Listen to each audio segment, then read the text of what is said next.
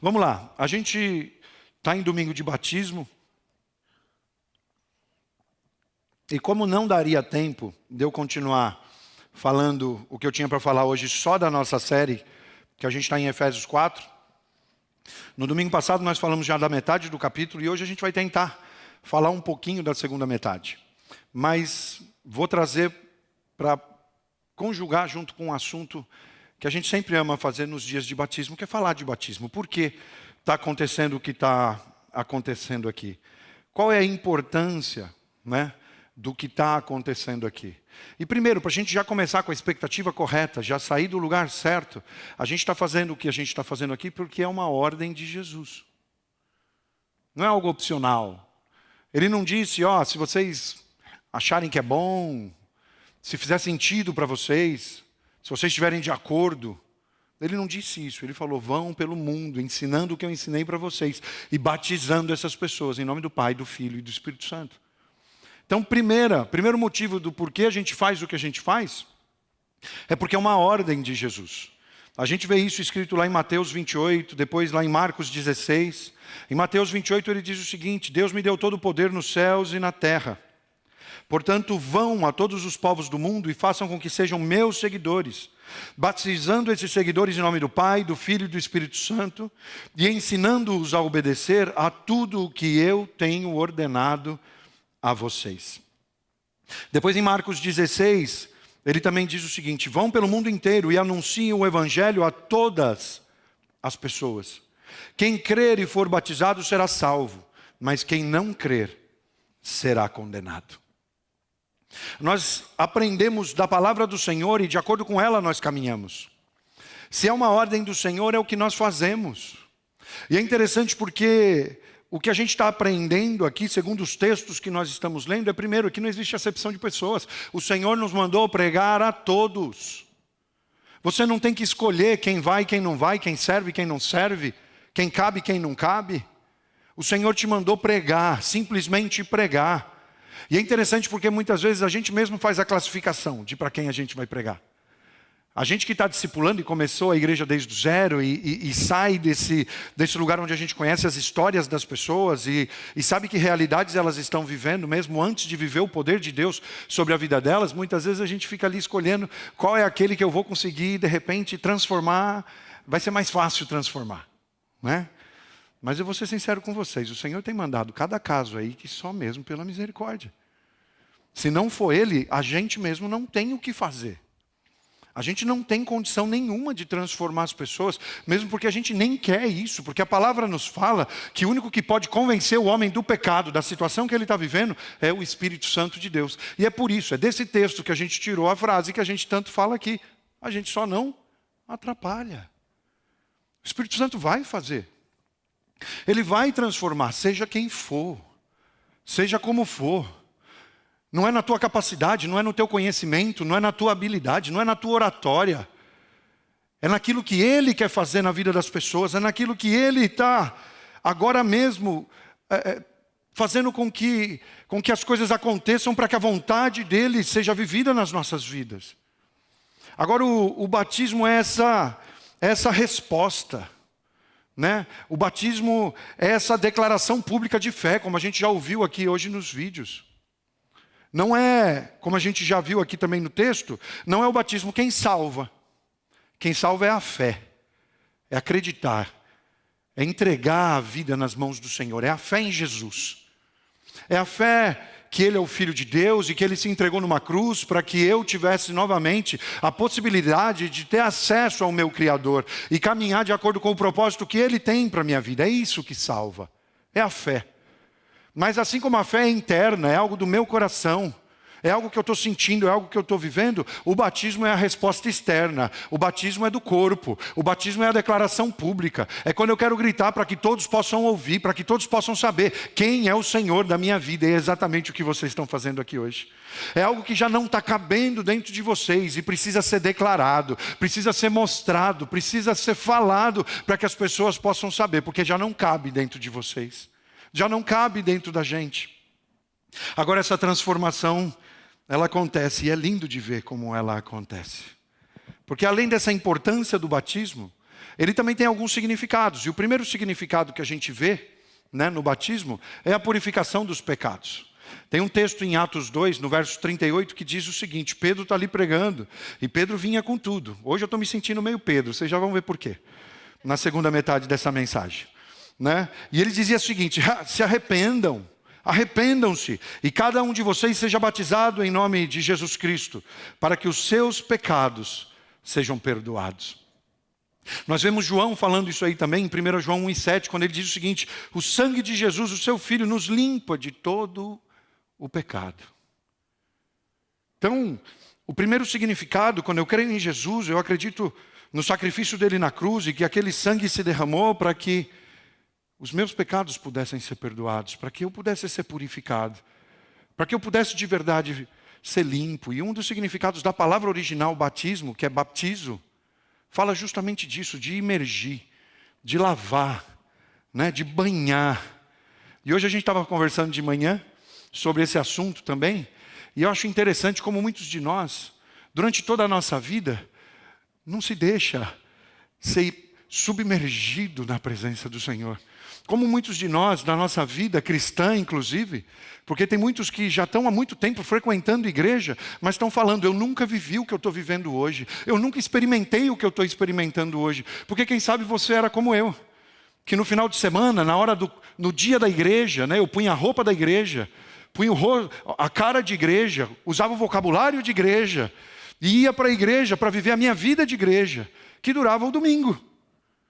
Mas quando o domingo acabava, a gente tirava tudo isso, ia viver a vida da semana. Ia jogar o jogo, ia fazer o que precisava ser feito, ia se relacionar com quem tinha que se relacionar. E muitas vezes, inclusive, as pessoas se surpreendiam quando descobriam, por um acaso, porque você tentou esconder de todo jeito que você era cristão, mas descobriram. E aí olharam para você e falavam assim: mas como assim, você é cristão? Sabe por quê? Porque você nunca submergiu. Você sentava na beiradinha e quem sabe você molhava o pezinho. De repente você às vezes molhava a mão, falava: deixa eu jogar um pouquinho aqui no meu rosto. Mas você nunca submergiu. Você nunca se permitiu ser totalmente jogado na presença do Senhor, ser totalmente submerso naquilo que Ele tem para as nossas vidas. E é aí que eu entro no segundo significado do batismo, que é a identificação com Cristo. E antes de você falar assim: ah, que legal, então vou me identificar com a vida, com a ressurreição. Não, você vai se identificar também com a morte dele. Porque quem está se batizando hoje aqui, o velho homem está morrendo. Eu tenho essa notícia para vocês hoje: a velha vida vai acabar, os velhos hábitos vão desaparecer, você vai mudar e as pessoas vão começar a olhar para você e vão falar assim: o que te aconteceu? Que lavagem cerebral é essa que estão fazendo na tua cabeça lá naquela igreja? E outro dia eu ouvi um testemunho lindo, porque falaram: não, estão fazendo lavagem cerebral. E a pessoa respondeu: se estão fazendo direitinho, porque eu estou com a mente tão limpa como eu nunca tive na minha vida. Estão fazendo bem feito, a lavagem está funcionando. Mas nós nos identificamos com Cristo, com a sua morte, mas também com a sua ressurreição para uma nova vida. E se você está achando que é difícil, como eu já disse, é impossível. Mas eu vou te dizer qual é o segredo. Vou te dizer o que está acontecendo aqui nesse momento. Porque inclusive essa semana algumas pessoas me perguntaram: pastor, qual que é o impacto espiritual do batismo? E eu quero ler com vocês Romanos 6, a partir do verso 3, que diz o seguinte: com certeza vocês sabem que, quando fomos batizados para ficarmos unidos com Cristo Jesus, fomos batizados para ficarmos unidos também com a sua morte. O texto já começa deixando claro: vai existir morte do velho homem, vai existir morte da velha natureza. Assim, quando fomos batizados, fomos sepultados com Ele, por termos morrido junto com Ele. Isso para que, assim como Cristo foi ressuscitado pelo poder glorioso do Pai, assim também nós vivamos uma nova vida. Pois se fomos unidos com Ele por uma morte igual a dele, assim também seremos unidos com Ele para uma ressurreição igual a dele. Vai experimentar a morte da velha natureza, vai acabar os velhos hábitos, mas eu quero te dizer que assim como Cristo foi ressuscitado pelo poder glorioso do Pai, é esse poder que atua em você a partir de agora, é esse poder que atua nas nossas vidas, é esse poder que faz com que a gente experimente e viva aquilo que a gente jamais poderia experimentar sozinhos. É disso que a gente está falando. É disso que a gente está falando quando a gente diz: se entrega, confia no Senhor. Se entrega de todo o coração, saiba que é Ele quem cuida, que é Ele quem dirige, que é Ele quem tem o plano perfeito. A vontade dEle é a única que é boa, perfeita e agradável. Agora, se você estiver lendo esse texto na versão da Nova Tradução na linguagem de hoje, é lindo de ver porque fala, é boa, perfeita e agradável a Ele. E é aí que muitos dos nossos sonhos acabam. Porque eu queria boa, perfeita e agradável para mim. Eu queria boa, perfeita e agradável de acordo com o que eu entendo, com o que eu vejo, com o que eu sonhei. Mas o Senhor nos chama a vivermos a vontade dEle para as nossas vidas. Então, receber o batismo é se identificar com a morte de Jesus. Ou seja, quando vocês descerem, a velha criatura fica. Mas fiquem tranquilos, assim como o Senhor não esqueceu Jesus dentro daquele túmulo e 3 dias depois o ressuscitou, nós também vamos puxar vocês de volta dessa água, né? E a partir daí é nova vida, é novo tempo, é uma nova realidade. É aquilo que o Senhor tem para a gente. Não estamos falando aqui que a vida é perfeita. A gente não está falando aqui que os problemas vão desaparecer num passe de mágica. Mas a gente vai estar falando aqui que você não está caminhando sozinho. E que o poder de Deus, o mesmo que ressuscitou Jesus dentre os mortos, está te levantando para uma nova vida com Ele. Cheia de propósito. Cheia de vida de verdade. Acabou o tempo de sobreviver. Quanta gente simplesmente sobrevivendo. Quando o que o Senhor tem para você é vida de verdade.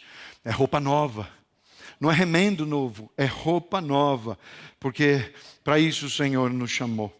E aí que eu entro na segunda metade dessa mensagem, faltando 3 minutos para eu acabar, para acabar meu tempo. Mas eu vou entrar naquilo que eu comecei falando a semana passada, quando eu disse das propostas, né, que a palavra do Senhor no capítulo 4 de Efésios, pode ir lá agora para o capítulo 4 de Efésios, quando a proposta é tirar a mentira para colocar a verdade, é tirar a raiva para colocar a paz.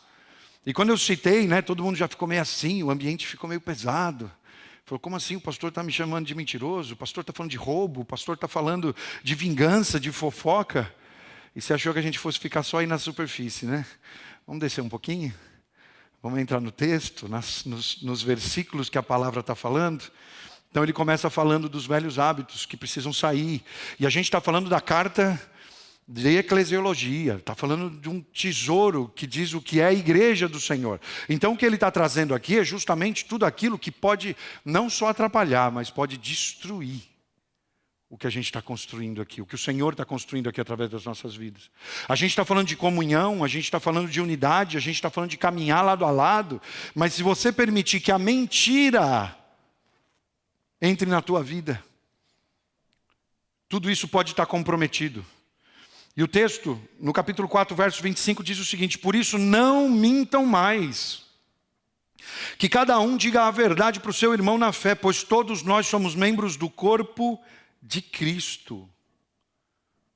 Não preciso explicar aqui o que é mentira, né? A afirmação contrária aos fatos, é aquilo que não é verdade, falada com o propósito de enganar quem está ao lado, de enganar quem está ali se relacionando com você naquele momento. E jogando bem sincero aqui com vocês, a gente sabe porque a palavra nos fala em João 8,44, quem é o pai da mentira? É o diabo. Por isso quando nós falamos a verdade, a gente tem a certeza de que Deus está trabalhando em nós. Mas quando a gente fala a mentira, eu quero te dizer que o diabo está agindo por nosso intermédio. Não tem meias palavras aí, não tem mentirinha. Não tem como justificar. Falando, não, mas eu menti, foi por causa disso aqui, foi para que a pessoa não se ferisse, ou foi para que eu não perdesse o negócio, ou foi para... Não existe mentirinha. E os mentirosos não herdarão o reino de Deus. É o que a palavra me fala em Apocalipse 22:15. Se a gente está falando de maturidade, se a gente está falando de uma igreja que está crescendo, e queremos que ela cresça forte, a igreja só vai crescer se os membros crescerem. E para que a gente possa crescer, a gente precisa entender isso, que mentira não cabe, não tem mais lugar nas nossas vidas. Porque a mentira, sabe o que ela faz? Ela destrói a comunhão da igreja. Porque a comunhão, ela é edificada na confiança. Por isso a falsidade, toda vez que a gente deixar a falsidade entrar, ela vai subverter a comunhão. Ao passo que a verdade sempre vai fortalecer a comunhão. Então a gente precisa ser muito intencional aí. E não permitir mais nenhum tipo de mentira no nosso meio. A palavra também fala, a partir do verso 26, da raiva. Agora eu vou falar aqui com os esquentados e esquentadas da igreja. Vamos lá. Se vocês ficarem com raiva, não deixe que isso faça com que pequem e não fiquem o dia inteiro com raiva. Existem versões que falam para a gente não deixar o sol se pôr sobre a nossa raiva. E aqui fica a dica aí para os casais, nas discussões. Não vá dormir com raiva. Não vá dormir em desacordo. Não deem ao diabo, o texto continua dizendo, não deem ao diabo a oportunidade para tentar vocês. A palavra está falando aqui muito claro com relação a essa questão da raiva. E eu não estou falando aqui da raiva justa, porque tem uma raiva justa e uma raiva injusta. Se você está com raiva da injustiça, se você está com raiva do pecado, se você está com raiva da desigualdade, vai para cima para acabar com isso. Para equilibrar o jogo, para ajudar aqueles que estão sofrendo da injustiça, para resgatar aqueles que estão mortos por causa do pecado. Eu estou falando da injustiça, estou falando da raiva pela injustiça. Estou te falando dessa raiva que muitas vezes você está sentindo, que está ligada ao teu orgulho, que está ligada a um sentimento de vingança que você tem, por algo que te falaram ou por algo que fizeram para você, e você está esperando o momento certo para ir lá e dar o troco. Não se trata disso. A palavra está dizendo aqui, nesse texto, 3 coisas que a gente precisa aprender. Está falando, não pequem. Ou seja, nada de orgulho, nada de malícia, nada de vingança. Não pequem. Não fiquem com raiva o dia todo. Outra lição que a gente aprende. Porque isso é a raiz de amargura. Já parou para pensar? Não vou te falar se você já viveu isso. Eu falo assim, quando você viveu isso e foi dormir com raivinha, quanta besteira você pensou numa noite? Quantas situações você maquinou dentro da tua cabeça que nem eram a realidade, mas para você naquele momento era, porque você estava com raiva. Quantos casamentos já acabaram numa noite de raiva? Quantos relacionamentos, quantas amizades se perderam numa noite de raiva? Sabe por quê? Porque aí chega a terceira lição que a gente aprende aqui nesse versículo. Não deem oportunidade ao diabo para ele tentar vocês. O inimigo gosta de ficar espreitando as pessoas que estão com raiva para tirar proveito da situação. Foi o que ele fez com Caim. Por um sentimento que gerou raiva, o inimigo usou aquilo e ele matou o irmão dele. E a gente precisa entender isso. Porque existem pessoas que reagem aí de certas formas acreditando que estão resolvendo. Porque tem gente que explode mesmo. Né? Tem gente que é esquentado e que quando vem a situação explode e acaba ferindo quem estiver perto com esses estilhaços da raiva dele. Mas tem gente que fala, não, mas eu me segurei. Não, eu não falei nada, eu não revidei. Né? São pessoas que congelam a raiva. Ou seja, quem explode está jogando para fora. Mas quem congela está guardando dentro. E quem está guardando a raiva dentro, como resultado o que essa pessoa vai ter é a amargura. Como resultado o que essa pessoa vai ter é esse sentimento que muitas vezes vai te sufocar. E a solução para isso, na realidade, é aquilo que o Senhor nos chama a viver todos os dias. É o perdão. Perdoe. Perdoe. Perdoe para que você viva em liberdade. Perdoe para que você viva na vida abundante que o Senhor tem para a tua vida. Perdoe. Não importa o que foi feito. Não fica tentando julgar, identificar quem é culpado, quem é vítima. Não fica tentando identificar o porquê aconteceu, quando aconteceu, como vai resolver. Simplesmente perdoe.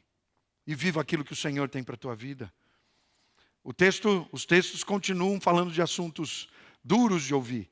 No verso 28 ele fala o seguinte, quem roubava não roube mais, porém comece a trabalhar a fim de viver honestamente e poder ajudar os pobres. O roubo, ele sempre visa tirar do outro aquilo que lhe pertence. Seja o que for. Peso, medida, salário, trabalho, imposto, dízimo. E etc. E tantas outras coisas. Pode pensar aí o que você quiser. E eu quero te dizer que da mesma forma que o diabo é mentiroso, ele também é ladrão. Ele fez de Judas um ladrão. Quando ele tentou a Eva, ele a levou a roubar um fruto que era proibido. E diz, e esse fruto que era proibido, ela não só rouba, mas ela vai depois e compartilha.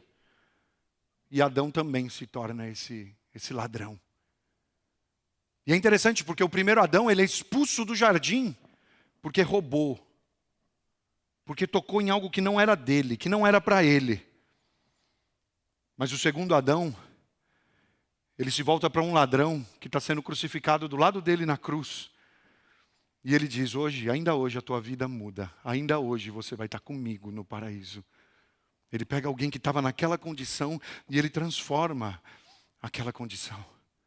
Por isso eu não sei no que você está sendo tentado hoje. Eu não sei o que está sendo oferecido para você hoje. Mas fique sempre com aquilo que a palavra do Senhor te ensina. Fica sempre e caminhe de acordo com aquilo que a palavra do Senhor está te dizendo. Porque na sequência, nos versos 29 e 30, olha o que a palavra diz. Não digam palavras que fazem mal aos outros, mas usem apenas palavras boas, que ajudam os outros a crescer na fé e a conseguir o que necessitam, para que as coisas que vocês dizem façam bem aos que ouvem, e não façam com que o Espírito Santo de Deus fique triste, pois o Espírito é a marca da propriedade de Deus colocada em vocês, a qual é a garantia de que chegará o dia em que Deus os libertará. Agora o apóstolo passa a falar do uso das mãos, ele deixa de falar do uso das mãos e começa a falar do uso da boca. E sabe qual que é a palavra original, quando ele está aqui se referindo a essas palavras que fazem mal? A palavra é sapros, que é uma palavra grega que se emprega para árvores e frutos podres, ou ainda para falar de peixes podres. Então eu não sei quais são as palavras que nós estamos utilizando, mas isso aqui é o tipo de palavra que ele está dizendo aqui, que prejudica quem ouve. Eu não sei quais são os frutos que você tem tido das tuas conversas, das tuas mesas, dos teus relacionamentos. Mas se você está identificando algo desse tipo na tua vida, isso precisa morrer hoje, para que através do poder de Deus você possa viver um novo tempo, uma nova vida, uma nova realidade. Sabe por quê? Porque quando o coração muda, a boca também muda. Um cristão não pode ter uma boca suja. Um cristão não pode estar falando besteira, porcaria aí nas mesas, contando piadas sujas, falando mal das pessoas que estão ao lado. Se o Senhor transformou teu coração, a tua boca também vai ser transformada. A nossa comunicação precisa ser positiva, ela precisa ser boa, edificante, necessária. Ela precisa transmitir a graça aos que ouvem. As pessoas precisam sair alimentadas, edificadas e não envenenadas das conversas em que você participa, em que nós participamos. Jesus disse que há uma conexão entre coração e boca. Quando ele fala que a boca fala do que o coração está cheio. Então quando você olha para alguém que está vivendo e se comportando de determinada maneira e falando de determinadas coisas, na realidade o que você está vendo é o que está acontecendo dentro dela. Sabe por quê? Porque a nossa vida, a nossa língua, ela pode ser uma fonte de vida ou um instrumento de morte. E eu estou puxando todos esses assuntos aqui, falando de maneira aberta, porque é o que a palavra de Deus nos diz. E se a gente está numa série expositiva, eu poderia de repente chegar aqui para vocês hoje falando, fomos para o 5, já falamos metade do 4, então vamos pular para o capítulo 5. Mas a metade do 4 está falando justamente dessas situações. E se o Senhor está nos expondo a esse lugar, é porque essa igreja precisa crescer forte, crescer saudável, crescer madura, amadurecer, tratando assuntos como esse. E que o Senhor possa nos transformar, que o Senhor possa nos ajudar a viver de verdade tudo aquilo que Ele tem para as nossas vidas. Que o poder de Deus que ressuscitou Cristo dentre os mortos possa começar a transformar as nossas vidas, os nossos comportamentos, as nossas palavras, as nossas atitudes, as nossas reações nesse dia. E que nós possamos de verdade crescer naquilo que Deus nos chamou. Porque o capítulo começa falando disso. Que o Senhor possa realmente ver você vivendo aquilo que Ele pensou quando te chamou. Que nós possamos viver a vontade do Senhor para as nossas vidas.